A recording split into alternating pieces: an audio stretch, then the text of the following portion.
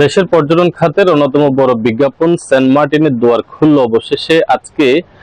এই বিএডব্লিউ ঘাট থেকে 1174 জন যাত্রী নিয়ে সেন্ট মার্টিনের 3টি জাহাজ ছেড়ে গিয়েছে। 4টি জাহাজের অনুমতি দেওয়া হলেও আজকে 3টি জাহাজ ছেড়ে গিয়েছে। সেখানে গত মাস থেকে আসলে সেন্ট মার্টিনে যাওয়ার অনুমতি থাকলেও সেখানে কিন্তু রাত্রি যাপনের কোনো অনুমতি ছিল না। আজকে থেকে সেখানে 2 মাস রাত্রি যাপন করা যাবে। এর ফলে কিন্তু পর্যটকরা সেন্ট মার্টিনে যাচ্ছেন এবং আজকে 2000 পর্যটক যাওয়ার নিয়ম থাকলেও কিন্তু পর্যটক সংকট ছিল। 1174 জন পর্যটক এখান থেকে গিয়েছে।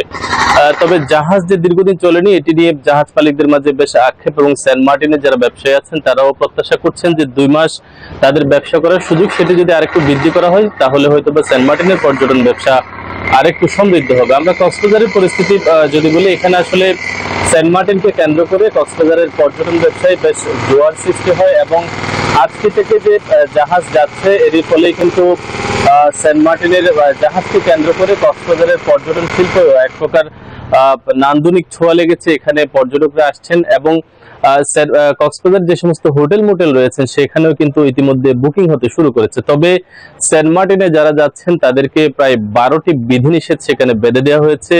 রাত্রিকালীন বারবি পার্টি নিষেধাজ্ঞা থেকে শুরু করে প্লাস্টিক ব্যবহারের নিষেধাজ্ঞা এবং বেশ কয়েকটি যে পরিবেশ সম্মত নিষেধাজ্ঞা সেটি কঠোরভাবে মেনে চলতে হবে তাদেরকে।